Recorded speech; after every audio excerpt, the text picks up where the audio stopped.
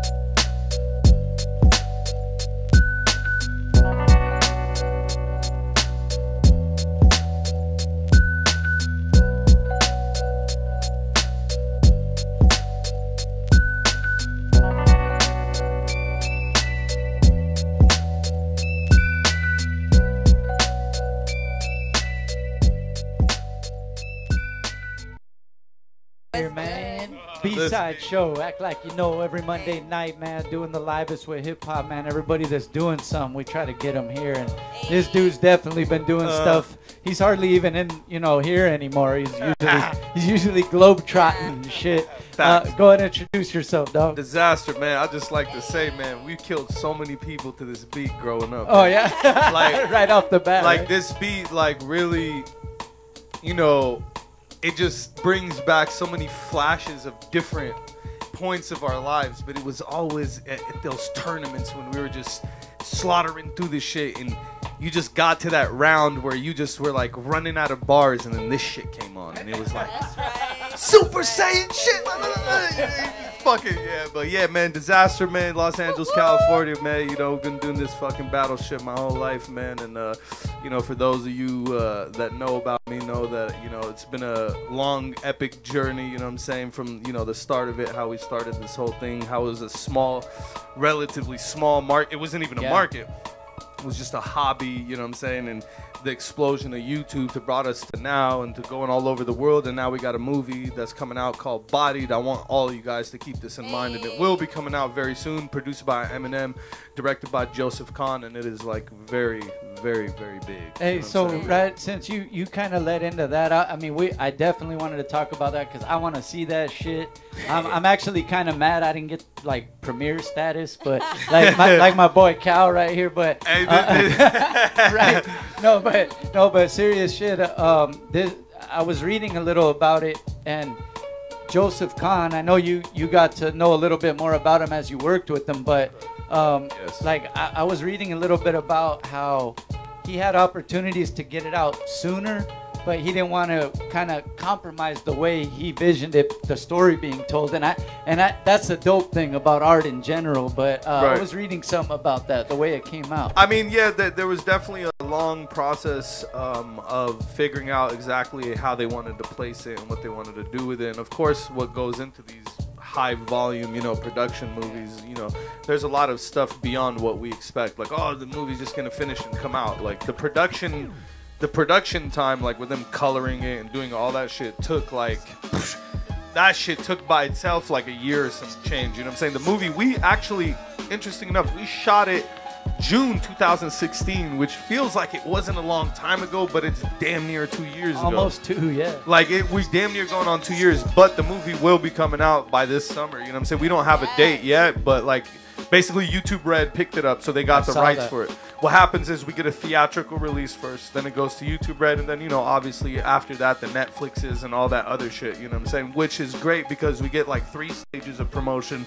And not only that, YouTube is behind this movie as the first theatrical release they're actually behind, and we got Google support, and so we gon', you know, there's gonna be a crazy push behind it, and it's Eminem too. Like, come on, man, like, it's not like, you know what I'm saying, there's nobody else that could co-sign a fucking battle rap movie, bro. So, yeah, right, and make it like that. There's nobody else that could actually like literally be involved with battle rap and have that authenticity. Like, there's obviously, like, man, there's a lot of MCs today came from that school. Even there's Busta Rhymes and the Jay-Z. There's a lot of people who came from that, but just M embodies that shit, and for him to be part of it is one of the craziest things ever, you know. And I can't wait till people get to see like my performance in it. And I did some wild shit in that shit, man.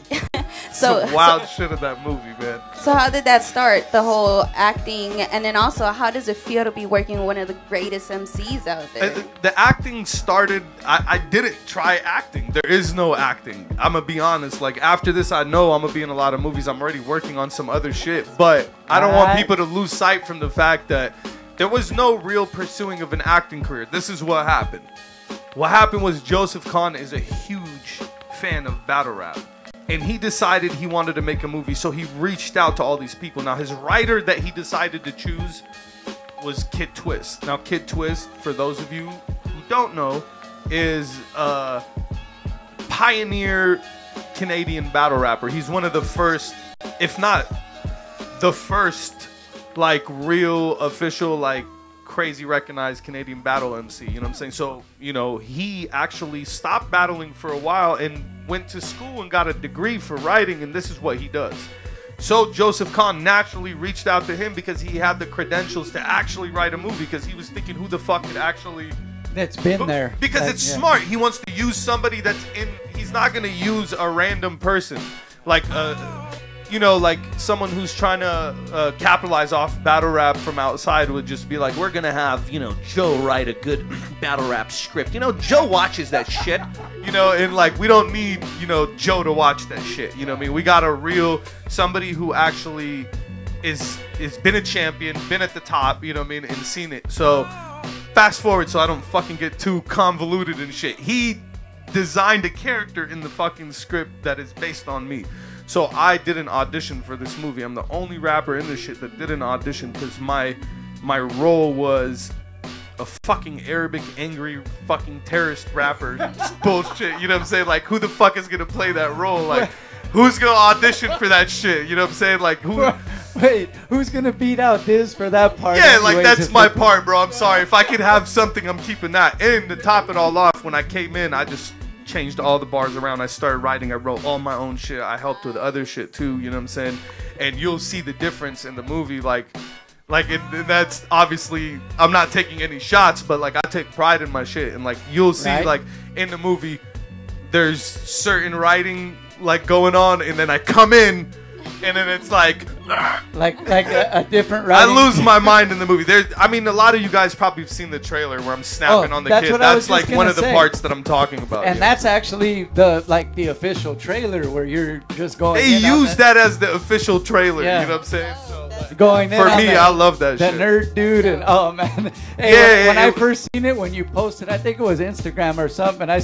Man, I was laughing hard, but I was happy at the same time. Like, this is the shit we need to see. It's supposed to embody all those different aspects of the culture, because, you know, today and you know how hip hop is expanded, especially with battle rap, there's every type of figure that has get involved with battle rap. We even got transsexuals battling. We got, you can name it, bro. Like, everyone battles. We have blind rappers. It doesn't matter. Nothing could stop you from battling in this day and age. You know what I'm saying? So it's a pretty crazy thing, you know. And it has to feel good. I know on your end that your brand is that big. Like, you do also embody battle rap. Like, people know when they hear battle rap, they always think Diz. You're one of the people that come up. Yeah, like, if you haven't watched one of my battles, I won't consider you a real fan. Yeah.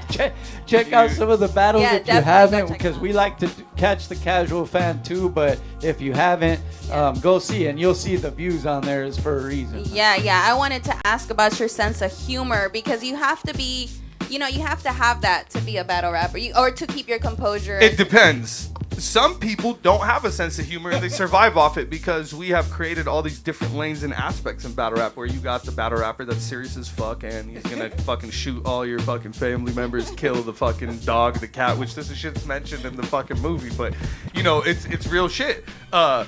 And then you got guys that come up there and make fun of people, and they're funny as fuck. Shouts out to like Carter Deems, the Uno Lavos type of rappers. The guys that are out there, Madness. Shouts out to a lot of guys. Kid Twist also, Dumbfounded. A lot of people that, you know, 360, Lunar Sea. Just a bunch of guys that actually are extremely funny with their shit. Shuffle Teen Marlowe from England. These are all random rappers. A lot of people are not going to know, so I'm putting them out there so you fucking research them.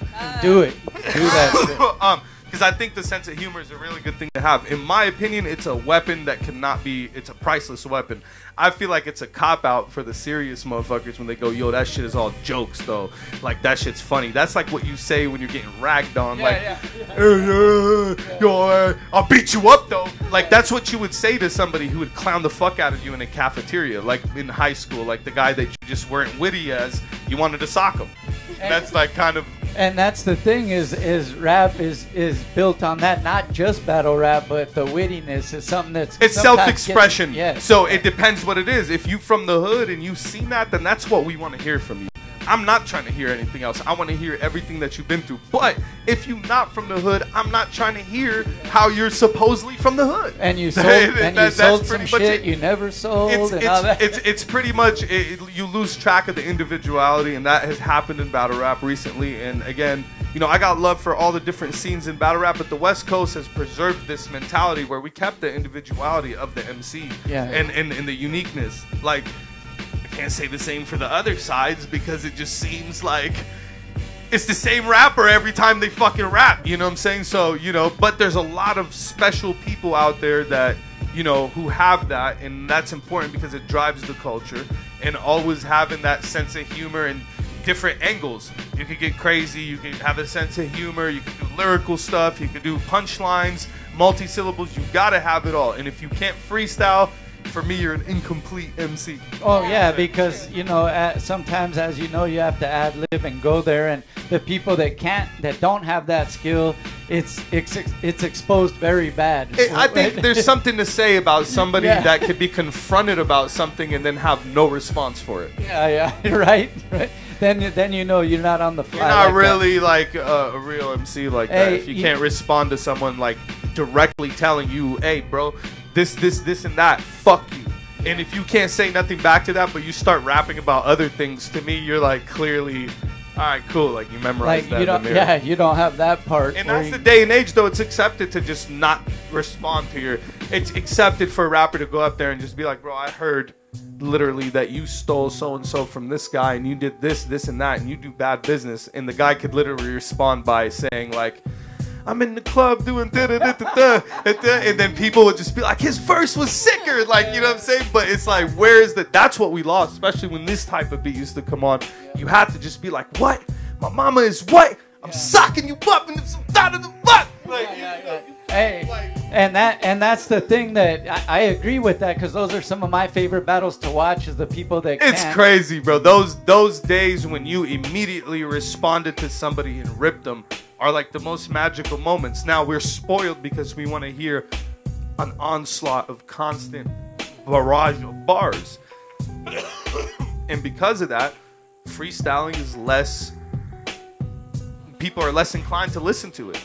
So when does it get serious to the point where you have to do your homework and go pick up some trash on this guy? I mean, look, most battle rappers would do that to you. I grew up, when the way we grew up doing it, man, like, we barely knew each other in the beginning. Now, a lot of us have been in the scene for like 17, 18 years. Our lives have been out there and people know everything about us. But like when we first started, the first 2-3 years, and we trying to figure out who the fuck everybody is, man, it was like any piece of information was crazy. What? You said he worked what? Like people found out Arsenal was like a bus driver. And like, that shit was like the biggest thing. This guy made fries at McDonald's. Yo, everybody had a thing about them. Like, I lived with my parents. Like, everybody had a thing about them that somebody found out and was brought to the light immediately. Like, everybody was just like, this is, and, you know, A-Verb, like, once, like, battled, like, I think he battled Marv 1, and I think it was either Marv or A-Verb who did it to him, who pretty much put out his work phone number, and they had to blur it out. And it was like, he was like telling him, like, you work at a kiosk at the mall, bro. You're not a gangster, you know what I'm saying? And like pretty much put out the number. And, you know, things like that, like battle rap would have. Now, I think in this day and age, for me, where I'm at the level I'm at, I'm so beyond. Like, and this is not to sound cocky, but it's going to. I'm just on a mountain, like, way beyond all the rest of them. And I just don't feel like now I care about your personal lives. Like, now, the last 3 guys I've battled, I barely mentioned personal shit about them. You know what I mean? Hollow, any of those guys. Like, I just, Oxy, like, Tay Rock. Like, it was just, I don't care anymore. I don't care to bring up someone's personal life. It literally does nothing but contribute to the cult that already knows them. It does nothing to actually expand and bring more fans. The only way to actually bring more people in from a different demographic is to expand your fucking your content. And you have to talk about other things. You got to put them in hypothetical situations instead of real ones. And can I say, and off of that, it seemed like, I mean, just from the outside looking in at some of your social media posts and stuff like that, in particular, Russia kind of changed a big perspective for you, right? Like, I mean, I learned a lot from the Russian shit, you know, going, you know, touring with Oxy, you know what I'm saying? Like going, you know, we did 2 huge concerts out there, and one of them was like really big. And, you know, actually, you know, what I learned from that the most is that, like, and I don't want to sound like I'm shitting on battle rap, because that I'll kill someone over battle rap. But you know what I'm saying? Like, battle rap is negative, and it's the negativity in it right now is kind of pushing me away from it. And everyone's feeling a type of way. And you know, while we're on that subject, rest in peace, Bender. You know what I'm saying? Oh yeah, another one lost. You know, I just been like just seeing how, you know, things are, and we don't show love to each other, and this is we tear each other down. So the Russian shit taught me that, like, these people just want to see you rap and they love you. You know what I'm saying? Like, there is no, you know what I'm saying, like, fuck you, that was whack. My bad, I like really yelled really loud. I punched out the speaker with that one. But there is no, you know what I mean, I ain't happy with your shit. Oh, you could have did better, or, you know, all that bullshit that comes with it, and the hate and the, you know, the jealousy, and there's none of that. It was non-existent. It was literally non-existent. So that was a breath of fresh air. Yo, that shit was like taking the load off my chest, bro. Like the weight of the world was off my shoulders, bro. That whole, you know, the whole stress of constantly getting bombarded with negative shit. Like, you people don't realize, as a battle rapper, you gotta have a strong mentality to put up with the shit people put you through. We are not like hip-hop artists. We are not like fucking rappers in the industry who have people sucking their dick all day to the point they don't even see nobody talking shit. Yeah, they don't care. They getting so much money. They're getting their dick sucked left and right by every person. We really deal with the real, like, unfiltered, raw aspect of hip-hop, and it's some serious shit, man. Like, and if you can't deal with it, you'll fall apart. People talking shit like they actually know you and shit like Not that. Not even that. You get the people that are like, what do you mean? You're the guy that, like, they really know your life. Like, you ate spaghetti, like, last night, and, like, they, like, fucking know. Like, what do you mean? Like, you think this way. It's like, nah, like, you don't fucking know me. And not only that, we're being judged by people who can't battle. People who can't even put together a bar to save their life, telling us, it's literally the way I see it, is like people at the screen yelling at their favorite basketball team, like if it's Kobe playing, like, oh, motherfucker, you missed a shot or some shit, like, oh, I would have scored that or some shit, like, yeah, sure you would have. Sit your bitch ass down and keep on watching the television screen, because you're not a player, you wouldn't have passed that ball, you're not on the court, you don't know what the fuck is going on. You wouldn't even have got past half court. No, that's real shit. Like, this shit all looks easy for, you know, watching it on the screen, man. Hey, and that's the thing too, man. Besides memorizing and all that, you're entertaining the crowd, and that's what brings the bigger crowds, and that's why Dizaster is on that mountain by himself, man. We'll be right back after this video right here. We're gonna play the trailer, I believe, for the Bodied movie, and we'll be right back, man, to end this off with Dizaster, man, in the building, B-side. Don't go anywhere.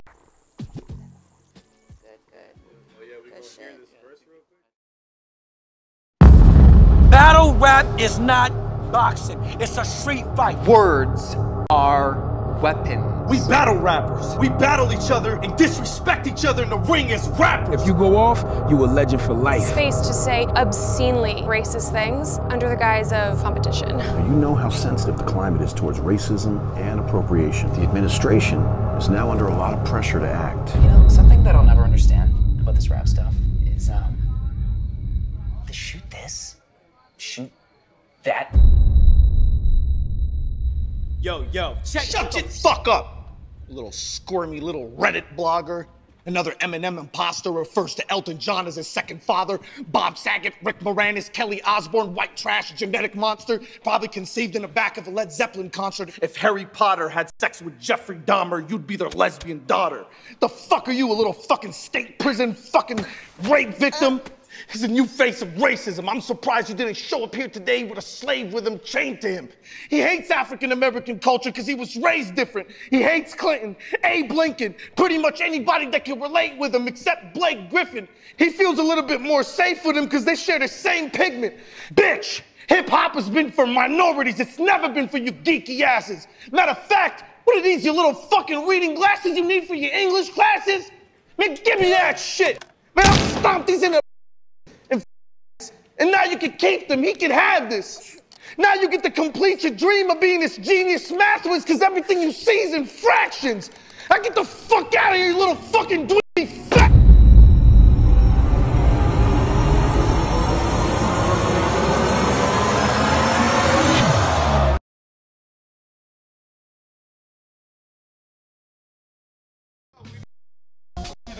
Back, man.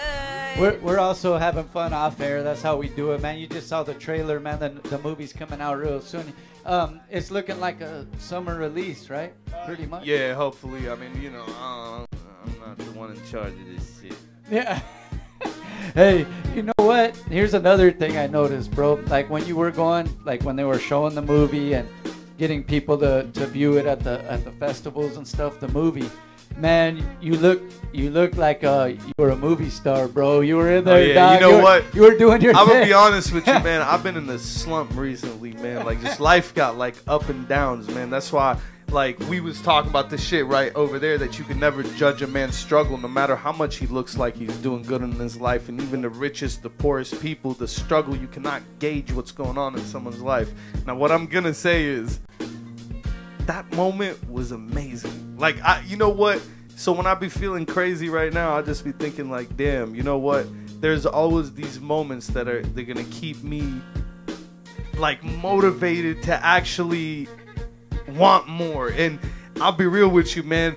When I put that suit on and came on, I knew I was gonna be dressed way better than all the motherfuckers, man. And you know what, man? When I went up there, it's like, it was like gravity around it, bro. Like that whole, like the whole way I carried myself through that shit, man. I really was living it, like for real. I took that shit serious, and there's gonna be a lot more of that. Well, that's what I was gonna say. Nice. Life-changing moments like that, embrace them. But also, you kind of realize at the same time, like, this is where I'm supposed to be. Because, like, when we got to the red carpet, like, a lot of the people that were part of it, like, there's people that are real actors, so it's regular for them, and they move in on their routine, you know what I'm saying? Then you got, like, a lot of the people, it's their first time there, so they're, dog, I came in there, like, the flyest suit, and I just started, like, running and high-fiving, like, the crowd, and taking pictures and signing autographs, and I went nuts. I was like a kid in a playground. Like, I really didn't have like, people saw me moving around from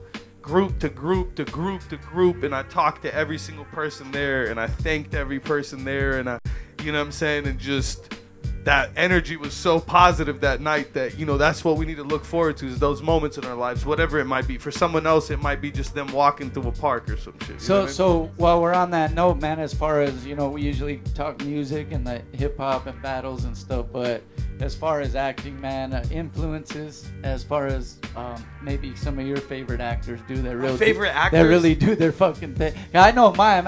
Mine, like right off top, Jack Nicholson and Sean Penn, bro. Those are two of my favorites. Well, obviously, Jack Nicholson is always gonna be in people's shit. Like, I don't know, my shit changes a lot, and then I just be forgetting sometimes, and I be forgetting to name people. So obviously, let me just try not to forget some people. First of all, for some reason, if Mark Wahlberg's in a movie, I'm watching it. Oh yeah. Then there's the funny type of people, like, what's his name? I like the Vince Vaughn guy. I don't know. I just really like the movies that he's in. It's weird. Like, whenever he's in a movie, also I want to see that shit. I love Denzel. Who else? Kevin Spacey, you know what I'm saying? Regardless of, you know, his, you know, it's fucking sad to see what type of person, you know what I mean, he clearly is. But let's just keep it just on his art level. You know, acting, he was an incredible actor. His Kaiser Soze character was fucking incredible. And there's just a lot of shit that he did in his lifetime that I look at. And then who else, man? There's so much more. I can't, I don't know. It's hard for me to just say right now like that, bro. Who else do I really like? Man, I loved Queen Latifah as an actor, bro. Her role in Set It Off as Cleopatra is still probably one of my top like 5. It's one of my top 5. So I have to use her, even though there's not many movies I could say that I liked her in. But the Cleopatra role in Set It Off was top 5 characters in a movie of all time. That's like Neo. Well, I thought like Cleopatra's like a Neo. Her and who? When she died, I cried. I was like 12, so y'all better not make fun of me. Yeah, I had like a tear coming down my shit when they were shooting her. She was I was like, G. no! She was not Cleopatra. I can't believe they killed her, bro. I was out of there. I hated the movie when she died, bro. I was like, fuck this movie. I think her first thing was like one of the house party movies or something. But her and Ice-T, I feel like they first came out. Okay, they were learning, but now I feel like they're really dope actors, both of them, bro. Like they really perfected the craft. Hey, I wanted to also say, man, you've been taking a note on your fitness, bro. You've been working on that because, like you said, I've been a lot just like of people, watching how I eat, man. Like honestly, I want to put this in a way that doesn't come off like a preachy, like oh man, become this, become that, and become vegan and become all this shit and all these people trying to be woke. I don't want to say that. I want to say this. Realize that you're part of a business. There is no evil shit. Like, yeah, there's bad shit, like in the food and all that, but it's a business. So if you're not a good enough businessman, this is why we need to all be better business people, because what we're doing is buying a product and putting money towards a product that we don't give a fuck how it was made, what kind of nutrition is in it. We don't care about the substances we're getting, but if we were buying a bag of weed or some shit, we would. And that's the whole fucking point, is that your water, everything that you put in your body, you gotta just be like, okay, what's the best option for me, instead of constantly, you know what I'm saying, like just, living like a fucking consumer maniac they want you to be out here. You gotta just, you gotta be careful, man. Like, there's a lot of dirt in the fucking food these days. There's a lot of substances. There's a lot of shit that your body doesn't need, and I kind of been on that, and it's been helping me, man. And I've just been working out a lot, and just I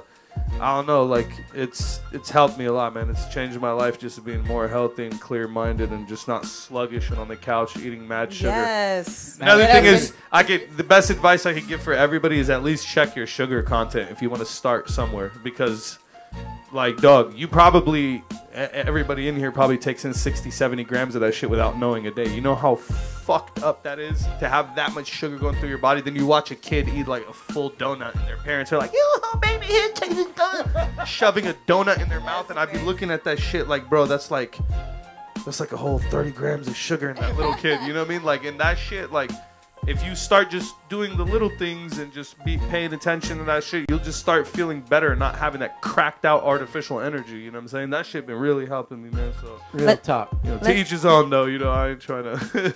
Some people like that shit, man. They live off candy bars and junk food and shit. Yeah. Sodas. I don't eat none of that shit. Hey, so with that being said, man, what you got coming up, man, this year? Because you're going with the big 2017. Now let's keep it moving. What you got, man? Honestly, like, it's just we got Bodied. You know what I'm saying? We got the big movie coming out, and I got another movie that I'm gonna be in. I don't know when that's coming out. It's called Language of Reason, and I'm not gonna give too much details on it, but just know I'm playing a lawyer in a movie. Wow. And so I'm a completely different style, and Different's good though. Different's good. Yeah. No, I love the different shit. Like anyways, I'm cool with wearing suits. We just discussed this, so like it's not gonna be too hard for me. I love wearing suits, man, more than wearing just like regular plain clothes and shit. So, but look, we got that, and then I technically have a battle this year, but I don't know against who. I know it is on URL. Oh. And I don't know when. And I can't tell you anything because I'm just in such a different state. Like the last couple days, I just started like getting back to myself again, man. I went into a crazy fucking slump, man. Like, for real. Like, in life, I'm not going to sit here and explain all this shit, but just, I'm back to normal. Good. And, Good. So someone's getting bodied, in other words. So. I like haven't even been on the internet a lot. Like, if you look at my shit, my social media hasn't been even updated for like a week or so. And like maybe for a lot of people that ain't shit, but like I usually update the shit every day. So like I'm just I can't, like, I go online, I look at shit, like, I still go and I check Twitter, Instagram, I look at it for like 10 seconds and just. Fuck this. Sometimes you just gotta. There's too much negative shit out there, man, and I'm just, you know, recently also I made peace with a lot of people, man. A lot of people that I've had beef with, and a lot of people that I've like had disagreements with. I've actually made peace with them, and it is literally like. It has helped me like have peace with other people, and it's like a domino effect, man. That's beautiful. It's unbelievable. Yeah, like me and Math, like we talked recently, and that's like the craziest shit ever because we haven't spoken like forever, and we just kind of just spoke, and then after I spoke to him, I just started calling up everybody I had problems with. Like I would hit people up from like. Man, I called a dude that I punched like 7 years ago, bro. And I was like, yo, sorry. Yo, I was calling everybody. And on that note, I even talked to Mook. And me and Murder Mook, we haven't been cool like since the Total Slaughter show. And it made me realize a lot of things that a lot of us top dudes at the top need to look out for each other, man. Because like Mook suffers from the same shit that I'm going through. It's like we the vets that like are a big part of literally shaping this whole platform that these people even have, and we literally don't get the respect that we deserve. I mean, the people know that we the top guys, but you know, obviously there's other guys that are up there too, and we're not debating that, but we're debating our legacy and the contribution. Yeah, and the contribution, and it's like, you know, if anything, like I don't know, like I sat down and I thought about it. I was like, man, like we be disagreeing and bumping heads and saying fucked up shit to each other, not knowing that we're the only other people that can relate to each other. Like, let's say hypothetically, if Mook was lost in a city, China or wherever the fuck he's at, and you know he's around tons of different people, and maybe one of them is hip hop and he could talk about hip hop, but then he runs into me, someone who's battled his whole life. Imagine the convo we would have at that point. Like we would be like, yo, like you know, we would only be able to talk to each other. Yeah, but like since we have our own worlds, we don't feel like that. Like, and it's kind of like a bump heads thing. And I've said some fucked up shit he has too, and you know, whatever. It's that shit's way in the past. I think for me, like I needed to get over my own like, you know, demons and shit, and constantly just, you know, being violent and resorting to fuck you and I'll beat you up all the time. Hey, it's all part of the growth, man. The growth it is, process. man. I love it, bro. And you're a real artist, bro. I feel different. Good. That's what it good, is. man. Growth. Hey, any shout outs you want to make, man? And thank you for coming through, by the way, brother. I wanna shout out to everybody out there that wakes up every day and just constantly stays motivated and believing in their grind. The people that don't give up and quit on the dream and what they have in mind, and not let anybody tell you what you can't do. Not let anybody, you know, bring their negative shit to you to frustrate you to where you can't do what you got to do. And it just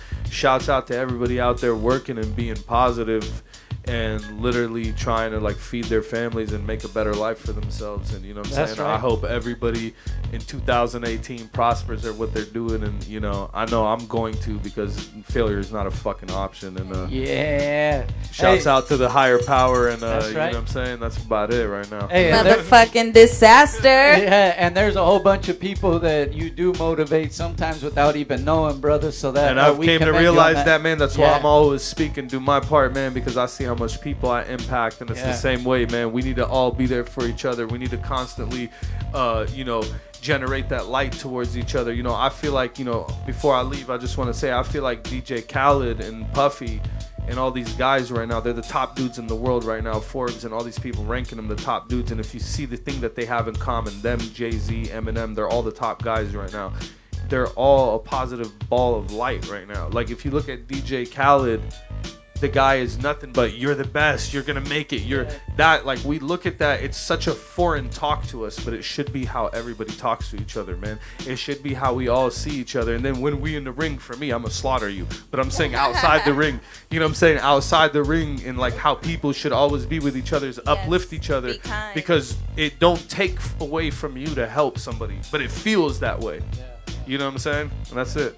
For sure. Before you leave, if somebody wants to support, follow me on at Mr. Dizaster on Twitter, MRDIZASTR. It's the same shit on Instagram. And yeah, man, look out for some new shit. Be sure to watch Bodied, man, when it comes out in I theaters. can't wait to see Yours that truly, too. produced by Eminem. You already fucking know what it is. Yeah, man. Dizaster in the building. It's the B-side show. Act like you know. We'll be right back after this video. What?